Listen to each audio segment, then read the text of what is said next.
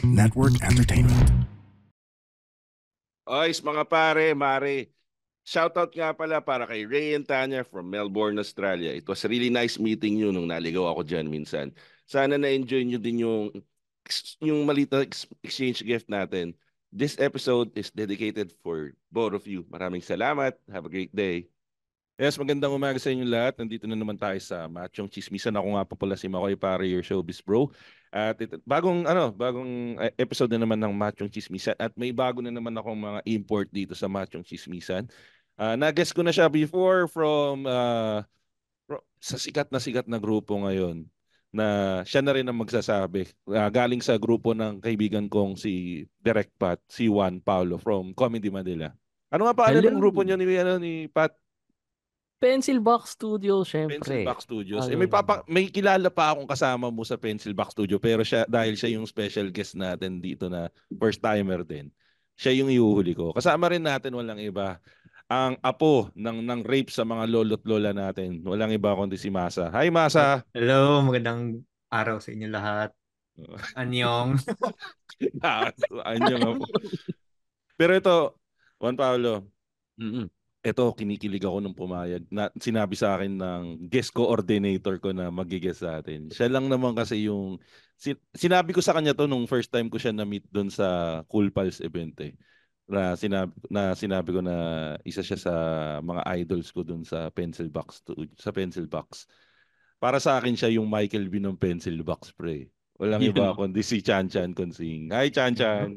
Kamusta? At tagal ko nang gustong mapasali dito sa Machong Chismisan. Ulul, Chan Chan, nakikinig ka ba sa amin?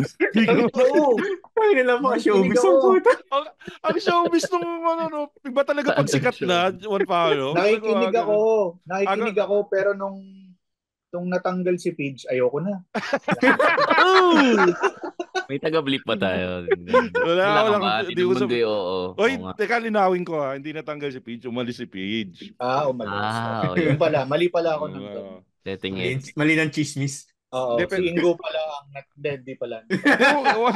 Hindi, umalis din. Si Ingo, yun nga, sinabi naman niya, may mga differences. Pero, malinaw na malinaw, wala kaming problema ni Ingo. Pero moving on, ang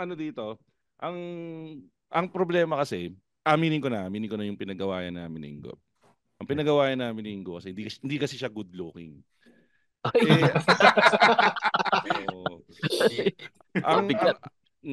Pero napanood niyo na ba yung nangyari sa Showtime recently?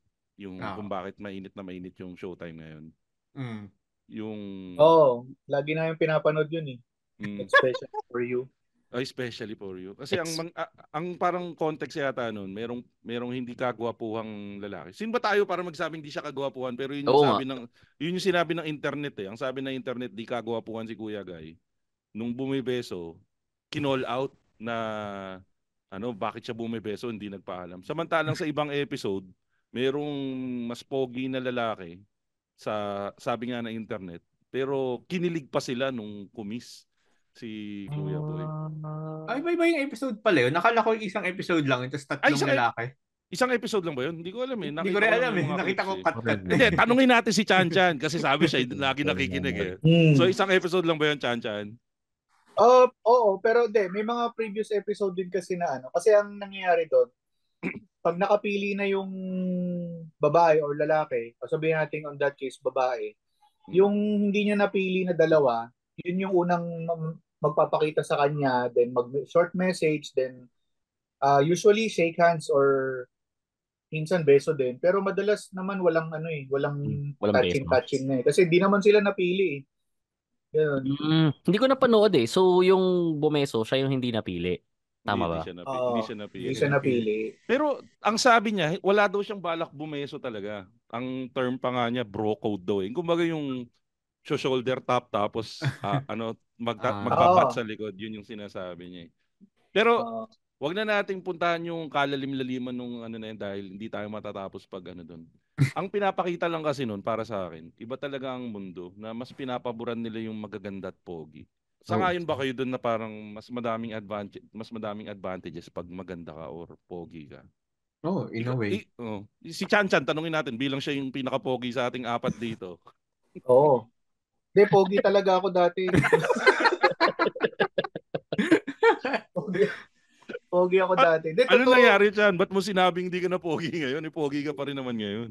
Hindi, lumobo na ako eh. Dati, mapayat lang ako eh. Maraming advantage yung lalo pag babae. Actually, Ah. both eh. Pero sa babae kasi, nung school days pa lang eh, ang daming Ayun. nagrepresentang gumawa ng assignment. Ay, oo, totoo yun. Di ba? Oo. Hindi kang Automatic, alam. may nagbibigay ng bond paper, ng yellow paper. Pag may surprise quiz si ma'am, sa kanya yung kalahati sa kanya yung kalahati nung intermediate pad. Sa kanya Oo, mapupunta yung kalahati. nagpapauna, kunwari 1/4 lang yung kailangan sa quiz, di ba? Ah, Paunahan kami kasi yung laway namin eh. mapupunta sa kanya. Ang dami niyang koleksyon ng laway nun. Para mapunta sa kanya yung laway ko, ganun. Nalawayan mo na siya. Baliktad sa amin, Chan. Sa amin ang hinihintay namin. Siya yung magbigay ng intermediate. Siya yung pinapagputol namin para May sa amin laway. mapunta yung laway. Ang kadi. Maganda nga, dugyot naman, nilawayan yung intermediate paper. Hindi, pero sa ngayon kay Chan, kasi sa eskwelahan pa nga lang, actually sa pagkapanganak pa nga lang, di ba? Yung Makikita baby, mo ba agad yun? di ba merong cute baby, merong ugly baby? Lahat ng baby mukhang mukhang bagong hangong raisin lang pag pinanganak. Di, kalukuhan yan, Juan Pablo. Sige, sabihin natin medyo 50-50 na tama ka, pero tama, mukha silang raisin, pero after a few hours, a few days, lalabas din yung angking ganda nung bata. 1 month. Meron talagang pag nakita mo, ay, cute yung baby, cute yung anak mo. Yun, mapapagano ka. Pero merong pangit na bata naman talaga. So, pag nagtuturoan ng kamuka, yun. pangit yun. Hindi. Juan Pablo, kamukha mo yung baby. Oo nga, no? Pag akoan, maganda or pogi. Pero pag nakapasa na, Uy, ilong ko yan, oh. Ang malala pag nagtuturuan na ng angkan eh. Oo. Ay, sa side nung nanay tulog ako maitim. Nakuha yung pagkabaluga nung biyenan ko. Ganun, di ba? Actually, may ganun sabi yung anak kong dalawa. Yung kilikili nila sa side ng mother. Okay. Yung may guhit-guhit. May guhit-guhit. Sure ka sa statement mo yan? na ituturo mo sa side ng pamilya na maguhit yung kilikili ng misis mo? Yun yung pinakamagandang guhit na nakita ko. Yun. Malupit talaga. Malupit. Ikaw, JP, may napapansin ka pa bang ibang advantages ng pagiging maganda?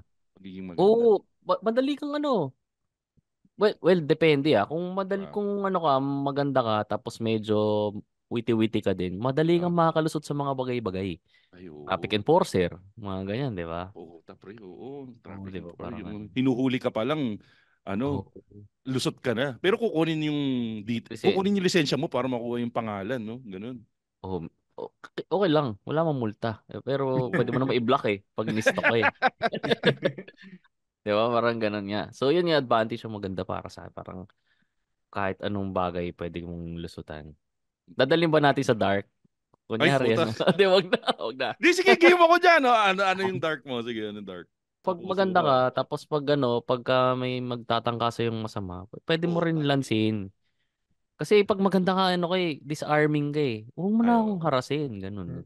Di, yung lalaki, parang feeling niya, back up. Pag yung sorry, dadagdag yung kay JPM. Pag yung patangkaan ka masama, pag pangit ka, hold upin ka lang. Kasi wala kang stalling factor Yung pag 'di ba kunyari pumasok sa kwarto si Rian Ramos, si Mang ganda nun. Papatigil ka Parang ganda nito So parang di mo alam kung gagawa mo sa mapagpangit pagka hindi type may saksak agad So parang lugi. Pero sigundahan ko yung sinabi mo. Legit yun. Yung nag-i-slow mo pag pumasok. Una ko na-experience yun bukod sa misis ko. Siyempre.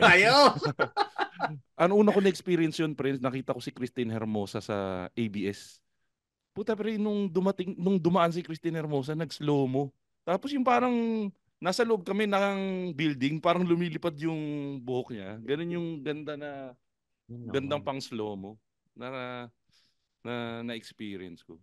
Kaya 7 na anak nun eh. 7 na ba anak? Oo, 7. Hindi ko pre. alam eh. Minimum. Hindi ko alam.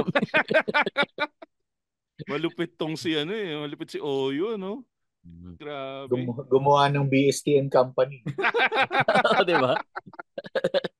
Tayo'y joke lang. Ay, gago. Ayun na, so yung advantage sa akin.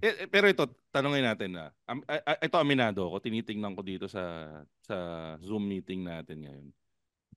Gwapo tong si Masa eh. Masa, ikaw ba na-experience mo ba na nagkakaroon ka ng advantage? Kasi di ba uso sa atin na yung lahi ni Masa, yung mga maputi na singkit. Yan. Ikaw ba, Masa, nakaka-experience ka ba ng mga advantages dahil sa pagiging gwapo mo? Nung yes, college tinanggap niya! Yes! Tinanggap niya talaga! Walang hesitation! Siyempre, hindi mo lang dito naman tol. Panindigan ko na, sinabi mo na eh. Dino mo, wala namang ganun. Sige, Masa. Siguro nung nag-aaral ako, parang mapapansin ka agad ng prof or teacher. Pero yung dun add ko yung sa sinabi. Ilalayo ko na sa akin eh. Parang hindi na sa akin topic. Sa trabaho. Sa trabaho, napansin ko na pag maganda ka, ang daming tutulong sa'yo. Pero pag yung pangit ka, bahala ka dyan. Na-witness ko yun nung dito eh. May dalawang may new set of employees. Yung may hindi kagandahan, hindi tinulungan. Hinayaan siya. Yung magandang sumunod na siguro 2 weeks after. Kaya sino-sino yung tumutulong. Kahit mga new hire din, mga 2 weeks apart lang silang... Agawan sa mag-o-onboard, no? Oo, kala mo, nag-onboard ka pa lang din, di ba? Expert ka na bigla. Oo nga, no? Tama yan, no? Pero segundaan ko si Masa. Kasi, bago pa ma-hire, mas may advantage yung pleasant looking pag nag-interview. Kasi ako nag-i-interview ako minsan. Medyo, tanggapin natin na yung katotohanan na mas tatanggapin mo yung magandang babae na mukhang mabango kaysa dun sa gusgusin na magaling. Hindi mo naman kasi makita yung magaling agad. Diba? Hindi, pag sa tanong-tanong, kunwari, tsaka may exams yun eh. Si ate girl na nagpa-cute lang sa interview versus kay kuya na medyo pawisan na alam mong hindi nag-grab papunta sa interview pero nasagot niya lahat ng tanong mo. Medyo mas maaalala mo si Kuya Boy na pogi o kaya si ate girl na maganda sa interview process pa lang.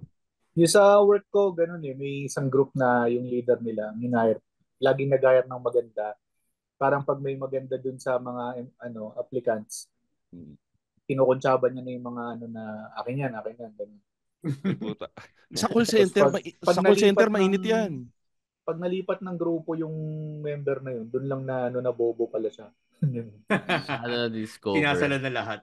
Magaling magtago yung supervisor niya ng weak skill sets, parang gano'n yun. No? pero pag yung disadvantage mo naman pag maganda ka, ang hirap magpa-interview pag HR ka. Bakit? Kasi ang ganda mo, hindi na makakasagot yung mga mag-interview mo lalaki. Oo. Kung ikaw yung mag-interview? Kung ikaw yung mag-interview. Nangyari sa akin yun eh. Then, siguro halos tayo lahat naranasan natin yan. Kasi yung doon din sa isang napagtrabaho ka dati, maganda rin yung nag-interview sa amin, medyo natamay-miring kami. Medyo yun nga, mahirap nga din yung... May mga disadvantages din yung magiging maganda. Pero sige, focus tayo dun sa sa mga advantages pa. Ano pa bang mga advantages ng pagiging maganda? Well, mas mabait sa'yo yung mga tao sa restaurant. Ayo. Tama. Service sector, no? Yung pag yung may rereklamo ka, mas papaboran kapag pangit yung irereklamo mo. Pag humingi ka ng extra gravy, bibigay ka agad yung extra gravy, no? Or pag humingi ka tulong, ganun, sabihin, hinipuan ako, mas pangit yung tinuturo mo, di ba? Yun nga, the advantage mo pag maganda ka, yun bukod sa mahalos ka, tsaka yung maraming pabor ka lagi sa'yo. Yung opportunity, mas malaki agad yung pinto. Kunyari, talaga. Kunyari gusto mo mag-artista, Ayo. 'Di ba? Parang face value agad yung kinakartada eh. Tapos kahit 10 years ka na sa industriya, hindi ka pa rin marunong sumayaw or kumanta. Okay lang. Parang ano, Oo. 'di ba? Pwede kang ano. Kumbaga Sa kailangan galingan mong umarte talaga pag medyo hindi ka ganun ka kung hindi ka ganun ka pogi or hindi ka ganun ka. Sample si Empoy, 'di ba? Nabigyan lang talaga ng sobrang gandang break si Empoy recently. Pero dati typecasted siya as comedian, 'di ba? Kasi ang benta niya talaga comedy. Pero nung nabigyan siya ng career dun sa ano, kita-kita. kita-kita. Medyo na ano yung nagiging matinee idol na ng slide si Empoy. Comedy pa din naman. Pero yun nga, mas kailangan mo ng mas malaking effort pag hindi ka kapugian Ang pinaka best example diyan is XB, 'di ba? Si Flo G, Ay, si oo. Si Pure Talent Skastakli. sila Oh, matagal ko Skastakli. nang Pure talent. sinusundan si Skastakli kasi yung boses niya nga pang Chris Brown, hindi pa nabubuo yung XB. Pinapakinggan ko na yon. Malupit no? Malupit. Di pa yung grupo ni Skasta, no? Pinagtatawanan pa sila nung sumikat sila kasi nga mukhang Jejemon, ang papangit. Pero ngayon, kumbaga, skills lang talaga yung puhunan nila. Sobrang inangat nila. Pero Chan, ito recently ko lang napansin Tingnan mo si G-Wolf, si Flo G. Idol ko yun Pre, gwapo na si Flo G ngayon. Hindi na siya mukhang hindi na siya mukhang bakal bote ngayon. Kumbaga leveling na siya dun sa shota niya si Pastillas. Level na siya Dati napagpapalit pa sila ni Wamos Oo. Tangina. Oo, pre, seryoso kumbaga hindi sila nagkakalayo ng itsura ni Wamos, pero yung Flo G ngayon, pre, pure talent yun. Ang lupit sobrang agree ako dun sa sample ni Chan Chan. Ang galing gumawa ng letra, ang galing mag-flow. Di ba yung sinabi mo, Makoy, si Wamos, di ba? Hindi, ang kinaiba ni Flo G kay Wamos, si Flo G kasi, yun nga, skills lang ang pinuhunan niya Si Wamos, sumikat siya dahil pangit siya. So kahit anong success niya, hindi niya pwedeng bitawan yung side na yun. Kahit anong successful niya, pangit pa rin siya. Hindi katulad kay Flo G na magwapo. Magkajowa si Flo G ng maganda. Hindi kayo matatawa na bakit ganun? Kasi successful siya Yung kay Wamos talagang ganun Baliktad nga yung kay Wamos, di ba? Nagkaroon siya ng shotang maganda, hinila niya pababa yung shota niya. Para umangat siya. Umakit na. Pero dati, yun nga, sabi, ganda ng shota ni Wamos. Ito, isa pang advantage, sabi dito sa comment section ng page. Galing kay Michelle Espanya. Ang isa daw advantage ng maganda, pag nahuli daw sa school fair, tinutubos ka agad sa jail booth. Putang ina. Puta, hindi ka tatagal ng 30 minutes sa jail booth, pare. Yung classmate daw na hindi maganda, sinusulan na kami para tubusin siya. Ayaw pa rin daw nila tubusin. Andun na siya hanggang uwi, Inaabot na doon sa likod ng jail booth na, ito yung pera, tubusin nyo na ako. Ayaw daw, diyan ka lang mabulok. Yung may ganun dati sa Facebook, yung kaumpisa ng Facebook, yung Friends for Sale. Pag maganda ka, ang daming bumibili sa'yo, tapos tutubusin ka ng may crush, tutubusin ka. Meron ganun? Napaway pa ako sa ganun. Ako rin, girlfriend ko kasi ano may yun, bumibili. Friends for Sale? Ano yun? Hindi natin napuntahan yung parte na yun ng internet, Juan Paulo. Oo nga kwento nyo kami sa Friends for Sale na yan, o baka naman ibang sale yung sinasabi mo, Chan Chan. Yun yung early Facebook pa. May, kumbaga, marami pang nasa Friendster noon, pero nag-uumpisa na yung Friendster? Yung bibilin mo yan Bibilin mo yung tao, tapos papaak mo siya para may money babalik din sa'yo. Hindi ba pokpok lang yung mga friends nyo, masa sa Chan-Chan? Akala nyo yun lang talaga yung takbuhan sa Facebook, sa Friendster? Wala ang Facebook sa prostitution. Hindi ko alam. Ba't ganyan? So pag maraming bumibili sa'yo, yung value mo tumataas. So yung mga magaganda, matataas, mahal sila bilhin. Parang ganun. Million, billion. So parang totoong buhay lang pala. Totoo nga, no? Ito, sinabi dito sa comment section ng Facebook ng Machong Chismisan, kahit palpak sa trabaho, bihira mapagalitan. Nakita ko nga rin, nabasa ko rin to. Totoo, no? Kasi parang never pa ako napagalitan. Ay po. Magaling kasi si Chan Chan. Magaling kasi. Oo, magaling. Totoo Idol yun, ko. no? Kasi parang ano eh. Ba't ko kasi dadalhin dito? Pag pinagalitan mo yung maganda, magre-resign yan. Wala nang maganda. De, tsaka, Sigurado ka sa mga pinagsasabi mo, Juan Ha? Paulo, ha? Sigurado ako na sasabihin mo, uy, nag-guest ako sa Machong Chismisan, misis. Pakinggan mo to. Dito nga siya nakikinig. Ano, may na-assemble siyang upuan. Parang feeling ko ako yung tutornilyo niya. Turokang. Kapag pag na-imagine nyo ba si Babalo yung papasok ng office? Pag nakita niya yung pangit na empleyado, mainit na yung ulo niya dun, wala pang ginagawa. Oo, di ba? Oo, tama eh.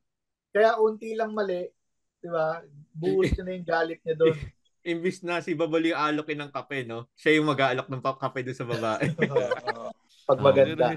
Nai-imagine ko na kagad. Puta, ang ganda nun. Kaya dapat wala talagang maganda sa office. Binabawi ko. Nag-harbor tayo ng toxic masculine culture. Day one, Paolo, ang masakit pa nung pag pinagalitan mo, ikaw ang mali. Ikaw pa yung Oo, i-questionin. nakakita nung i-chismis ka ng janitor, no? Alam mo to, si sir, pinapagalitan tong maganda na to. Bakla to. Ito, sabi ng host ng MJ's Bubble Podcast na si Jade. Pag maganda o kaya gwapo, di naligo. Tawag daw doon grunge look. Earthy. Pag tsaka daw di naligo, dugyot daw kaagad. Hey, it's Stan. It's Ro, Chino, Emil. And along with Ro and ASH, we are the Wrestling Podcast. We are the longest running weekly episodic Filipino wrestling podcast. Each week, we talk about the latest happenings in pro wrestling. We give you takes from perspectives honed from years in the wrestling business and syempre as fans. If you want someone to help process the feels about the different ganaps from WWE, AEW, NJPW, Impact, and more each week, you'll know what to do. Tune in to the Wrestling Podcast on Spotify, Apple Podcast, and wherever you get your podcasts.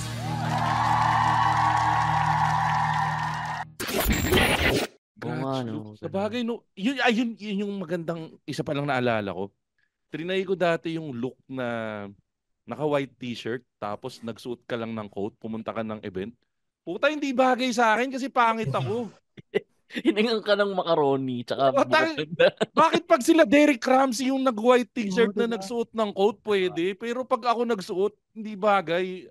Ang pangit. Hindi bagay sa akin yung white t-shirt look lang. Wala ka pang baba. Hindi mo sinabi kung ano. Baka naman Dapat ba may pambaba?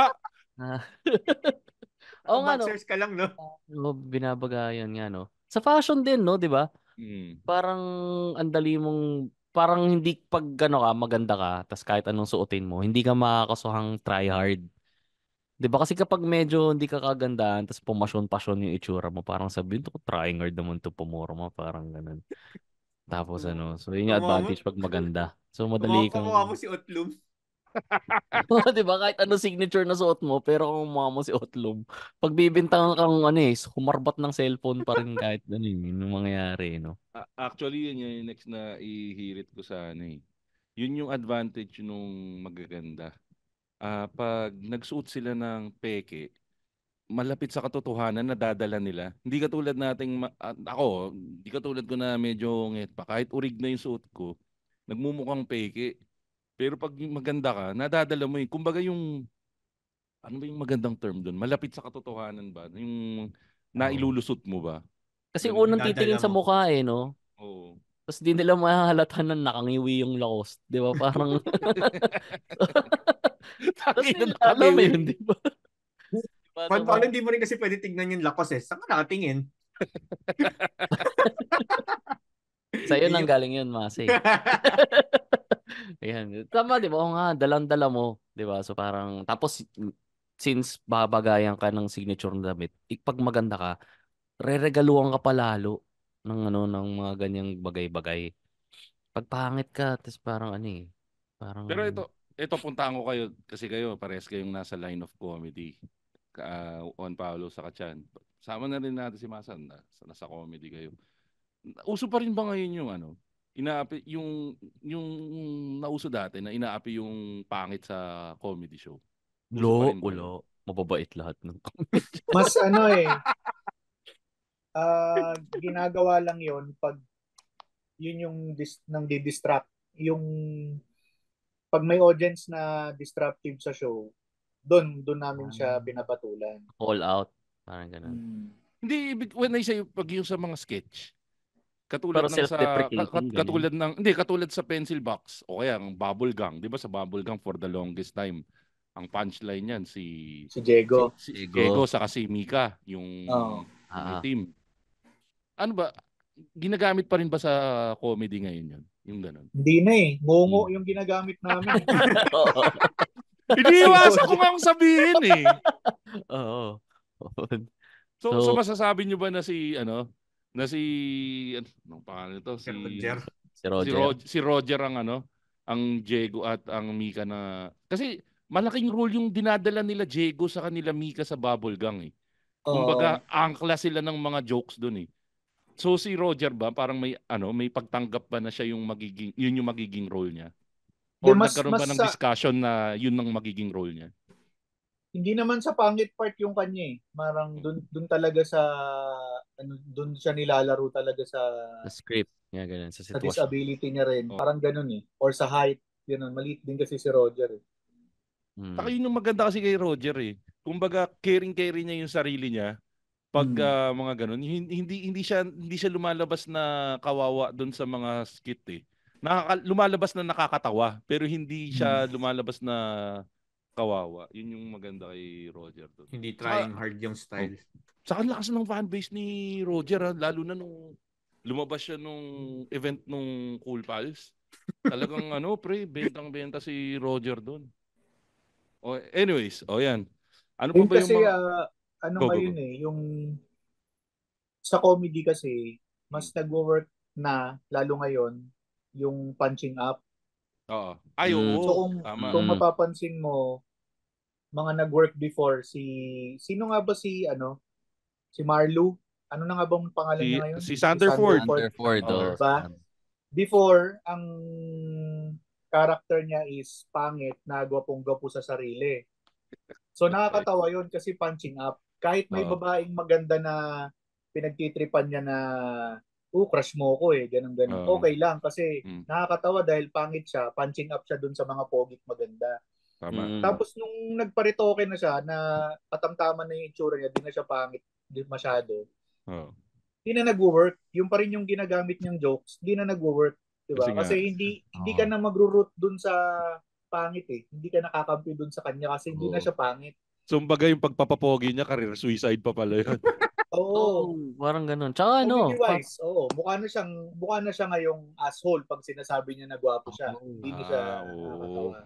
Lumabas yung personality niya. Na-highlight yung personality, hindi yung immediate na makita mo na parang ayaw nga nakakatawa yung sitwasyon. Which is ganun din naman yung ginagawa sa mga comedy bars. Na yung mga gay comedians doon is nagagawa nilang lait-laitin yung mga pinapakyat nila kasi sila mismo is kalait-lait.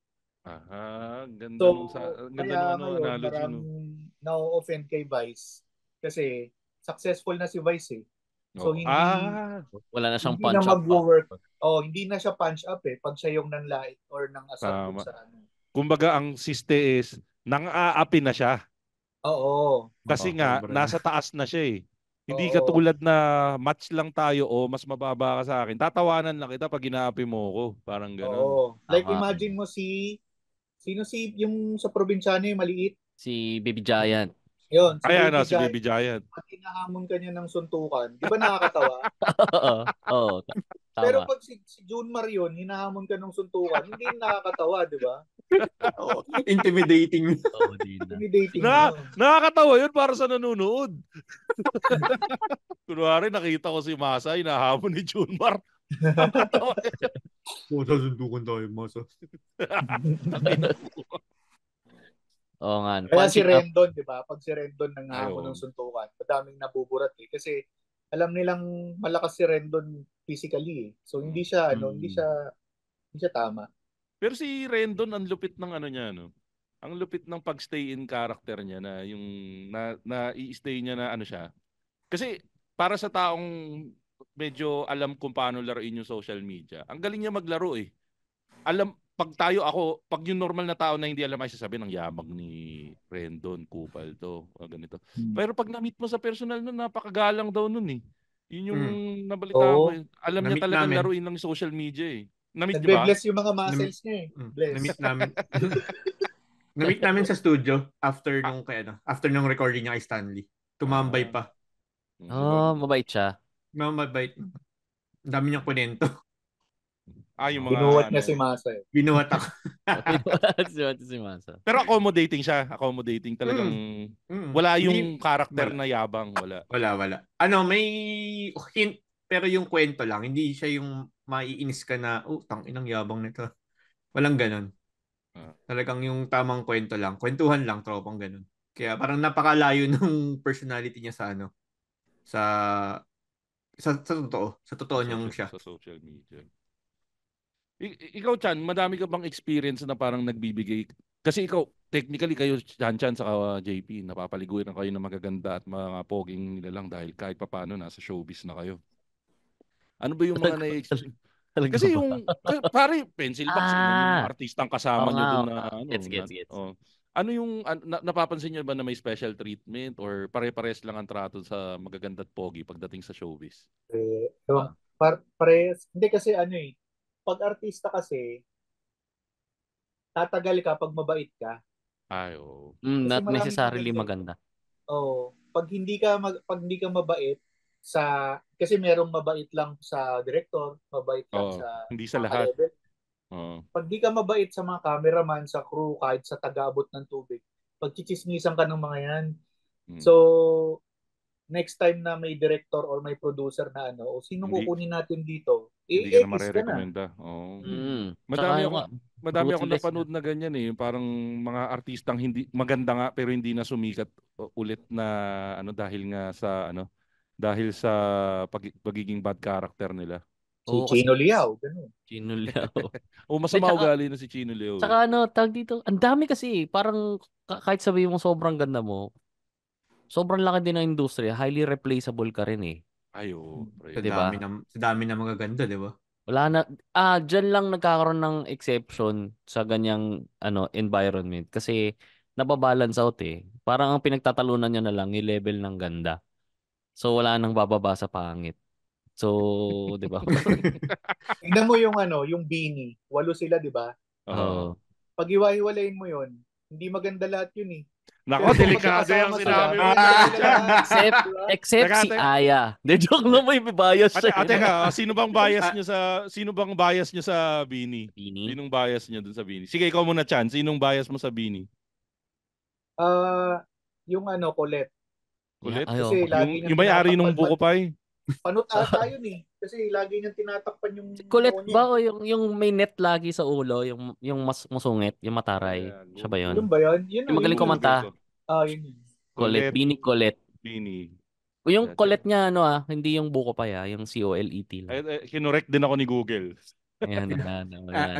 Chan, hindi ba parang cheerleader? Alam mo ba sa How I Met Your Mother? Cheerleader effect. Yan yun. Ganun ba siya? Magandang yun cheerleader. Collectively maganda sila. Pero siguro yung iba. Kinuha nila yung, alam mo yun, iba yung beauty, iba yung maganda para sa akin, iba yung maganda para kay Paul. So lahat ng type, pinagsama-sama nila as one. Halo-halo, di ba? Kumbaga pare, parang Voltes 5 nung nag-bolt in, lumakas. Parang lumakas. So yung isa dyan, mukhang paa, ganun ba ibig mong sabihin? Tayo na! Easy, Chan. Mainit ang Beanie ngayon. Beanie Day bukas sa office namin sa One Ayala. Gusto bang i-up pa natin to? Parang SB19 ba to? Halo ko sana. Dadaling ko sana sa halo-halo yung yung analogy. Kaso nga lang parang perfect ng Voltes 5. Tapos may mukha pa. May mukha, BD fever dito sa bahay eh. Panayang... Yun. Kasi sinasayaw nung anak ko na bunso. So, salamin. Lahat ng kanta. Lahat. Ikaw ba masam? So, pati kami ng asawa ko, pinapanood na namin yung mga interview. Kami. Honestly, hindi ko sila kilala. Nakilala ko lang sila dahil dahil kay Joma pa. Kay Joma. dahil di ba may skit siya? Or meron siyang joke about that? Meron Doon ko ba? lang nalaman, yung pala yun, sila pala yun. Pero hindi ko sobrang sila no. sinecheck. Sobrang phenomenal nila ngayon, no? Parang kahit sinong bata parang pag pinasayaw mo ng salamin, kayang-kaya nilang Kinrabaho din nila yun. sayo. Oo. Pound At for parang mga 4 na taon yata sila naghirap no? training 2018 sila nabuo parang ganun. Kinulong sa bahay. Dito, pound for pound ba? Sino bang mas maganda pound for pound per member, Bini o yung kinalakihan nating tito na sex bomb? Sex bomb? O Viva Hot Babes. Viva Hot Babes. Viva Hot Babes. Viva Hot Babes. May mukhang paa din dun Hindi, joke lang pala. Voltes 5 nga. Voltes 5 nga. Di kasi Viva Hot Babes is yung kaseksihan yun Yung sex bomb magagaling sumayaw. Itong Bini, combination siya All around, no? Yung Viva Hot Babes magaling gumili. Sa interview. Sa interview. O teka, ikaw Masa, sino ang dito natin tatapusin. Ikutin natin sino ang mag-isip ka kung sinong bias mo sa Bini. Siguro yung na lang, yung pula yung buhok, yung nakita ko recently. Yung pula yung buhok. Teka, si Nika. Bini. Yun lang nakita ko ng trending Bini Nika. Yan, yung volleyball player. Mautak din yan volleyball player, but legit mong volleyball player yan? Hindi, marunong lang. Yung nasasali sa Star Magic. Parang siya star player dun no? Parang sige. Pero advantage sa kanya, advantage sa kanya nagpulang buhok no? Mas pansinin siya no? Parang pwede in a way. Maganda na siya, nagpulang buhok pa siya parang. Ikaw, Juan Paulo, sinong bias mo sa Nitong pandemic si Maloy ako kasi siya yung maingay sa TikTok lagi, 'di ba? Nakita mo. Pero ang bias ko si Aya yung yung si Maloy ba yung laging nakalabas ipin? Oo, yung medyo nakalabas yung ngipin niya. Siya yung ipin ng Voltes 5. Siya yung so sino dibdib? Mamaya na yan, Masa, ha? Dahil gusto mo talaga, Masa. Sige, siguro ako kahit sasabayan ko na si Masa kasi hindi ko kilala lahat So pwede na rin sa akin yung pula yung buhok dahil siya yung lagi ko nakikita sa social media ngayon, si Mika. Anong ibig sabihin ng pwede na rin sa akin? Ano ba yan, mga yan? O ilang taon na ba yung mga yan? Hindi, wala naman ng minor dito. Tama ba? Wala. Pwede na lahat silang bumoto. So safe naman tayo. At dahil dyan, para mas safe pa tayo na makapaggawa pa tayo ng mga future episodes ng Machong Chismisan, dito na natin tapusin yung episode na yan. Pero siguro one final word para sa coming from each of us. Ano ba yung tingin mong final na advantage? Ano tingin mo talaga yung lamang ng maganda?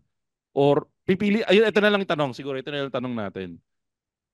May mali ba doon sa nangyari na pag-call out doon sa hindi kagwapuhang lalaki doon sa show ng Showtime? Kumbaga, nasa posisyon ba si Vice na i-call out 'yun? Anong opinion nyo doon? Sige, simulan natin kay pinaka-poging Masa. Yun doon ako kay Chancho, yung sabi niya na punching down na kasi nangyari. Parang tas yung nangyari pang apology, parang hindi siya appropriate na manggaling sa host. Nag-apologize ba? Fake apology. Di ba sinabi niya nga diretso na hindi ako mag-apologize? Hindi, yung kunwari, yung lumalabas, hindi ko kasi alam yung buong context yan. Nakita ko lang na parang nag-fake apology daw. Apology na hindi, na sinisi pa rin yung mga tao na nakapaligid. Which is, yung tinake ko doon is yung kay Chancha na punching down na dapat, mas maganda siguro kung nag-release na lang sila ng statement, hindi na from the host. Tama. Pero ang lalabas kasi doon yung intention din ng lalaki, kung totoo ba or hindi. Pero mahirap kasi masabi. May mga chismis kasi na cloud chaser daw si Kuya Pares daw sila na. Teka, ikaw, Juan Paulo, anong opinion mo doon sa the whole Showtime debacle? Sa akin, paano ba? PR standpoint, panalo yung lalaki. Pinag-usapan siya hindi kagwapuhang lalaki. Oo. Axel yung pangalan, Axel. Axel ba? Ayun. So, para sa akin, kung i-capitalize niya yan, para sa akin, devil's advocate, pwede niyang pagsimulan yan, di ba? Kaso nga lang, magiging stick lang niya lagi, mambeso lagi. Randomly, no? Kasi po siya, pag hindi niya ginawa yun, mawawala yung branding niya eh. So Oops, parang di kita bebeso, bro. Ang tawag niya nga bro bro hug eh. Bro code, bro code bro lang code nila. siya, parang ganun. Boy bro code. So yan, so tingnan natin hanggang saan siya dadalhin yan. Pero ngayon, feeling ko pahupahan na eh. Kasi nagsorry na lahat. So parang, pala na siya, malaki na siya eh.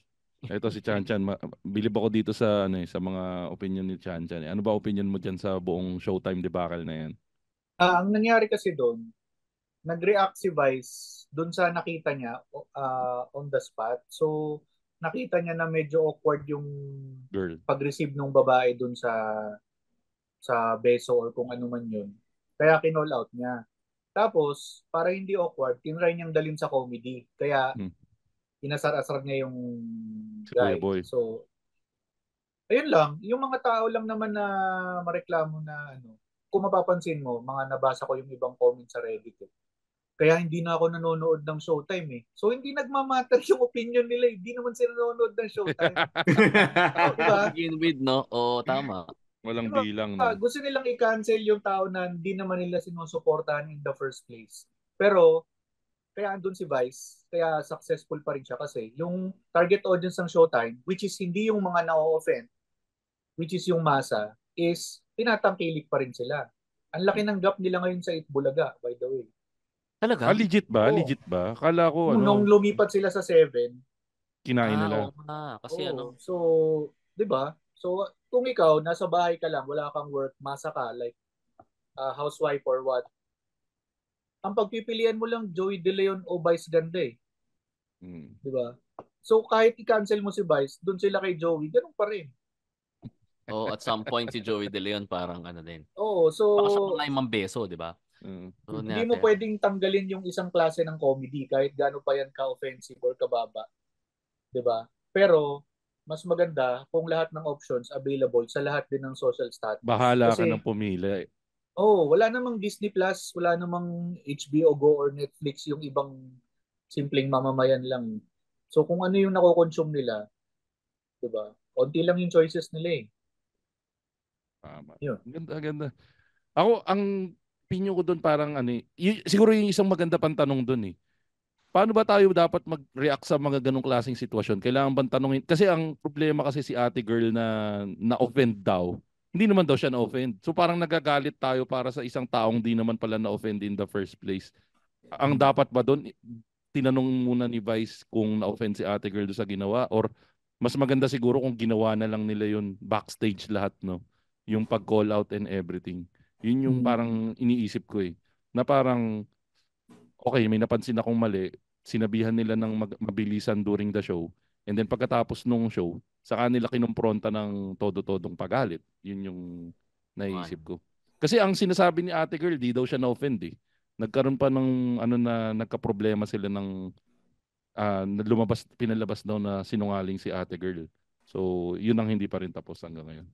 Siya ba yung umiiyak? Siya ba yung umiiyak ko, no? Oo, siya yung umiiyak. Babae. Siya pala mali. Umiyak siya. Anyways, ayan, dyan na natin tapusin tong episode na to. Masa, ikaw, may gusto kami promote o wala? Wala. Cool pals lang. Ako. Ayan, si Chan Chan saka si Juan Paulo. Unahin natin si Chan Chan. Chan Chan, anong mga gusto mo i-promote? May mga upcoming shows ka ba? Or yung Pencil Box, promote mo na rin. Anong gusto mong promote ngayon?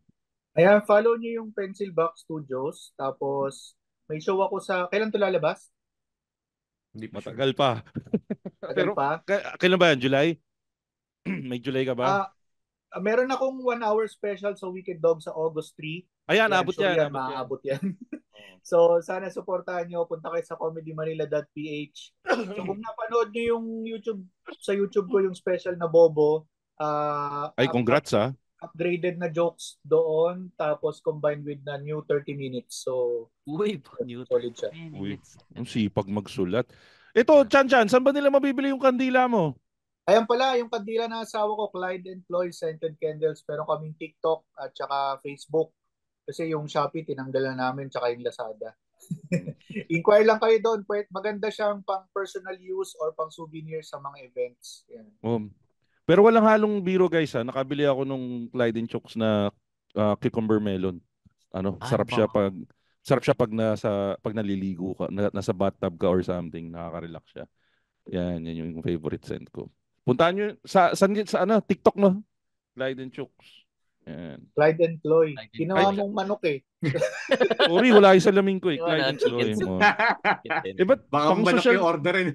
Pang mayaman kasi yung spelling ng Chloe. French kasi yung Chloe. Kasi yung ang spelling ng Chloe is C-L-O-I-X para hindi kayo mahirapan maghanap. Ayan.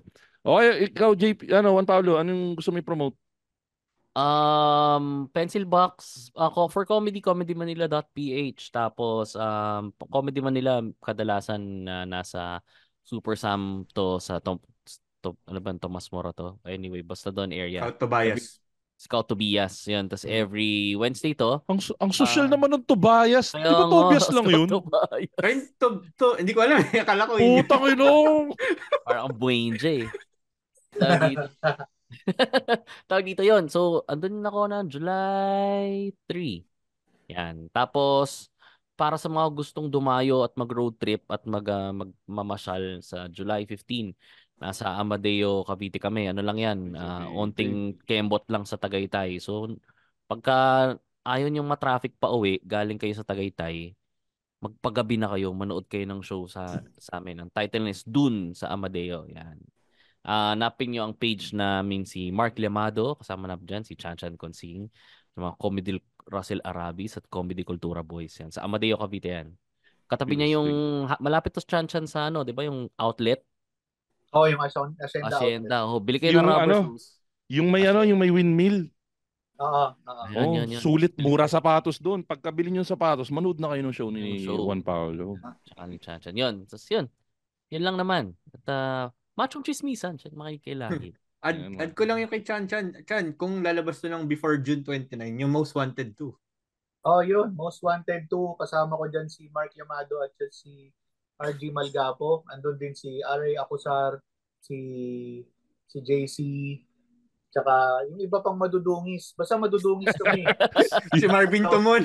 Ayan, si Marvin, idol yan. Wicked Dogs BGC yan. June 29. So yung mga kasama mo, yung mga hindi natin pinag-usapan ngayong episode na to. Yung mga call out ni Vice. Yun yung mga call out ni Vice, isa-isa. Mga punching up to, mga punching up. Yeah, punching up. Yun. Oy, teka, dito na pala si Chino, kaya tapusin na natin itong show na to. Oy, Chino, promote mo yung show mo. Ano ba? June 22, Wicked Dogs BGC. July 6, Wicked Dogs BGC. So far, yun pa lang. Lahat ng shows namin nasa comedymanila.ph. Yan. At yan po mga kaibigan ng ating latest episode ng Machong Chismisan. Chan, walang birot. Katulad ng sinabi sa'yo, tuwan-tuwa ako nandito, na-i-guess ka na rin namin dito sa Machong Chismisan. Sana ma-i-guess ka namin ulit. Mas intimate naman na chismisan pag naayos na natin lahat ng schedule natin. At kasama po natin sa episode na ito ng Machong Chismisan, si Masa. Hello, I'm Masa. Hero ng Masa. Yeah, kasama rin natin si Juan Paulo. Yan, at lagi niyong tatandaan, ang unano pag nadapa, hindi gano'ng masakit.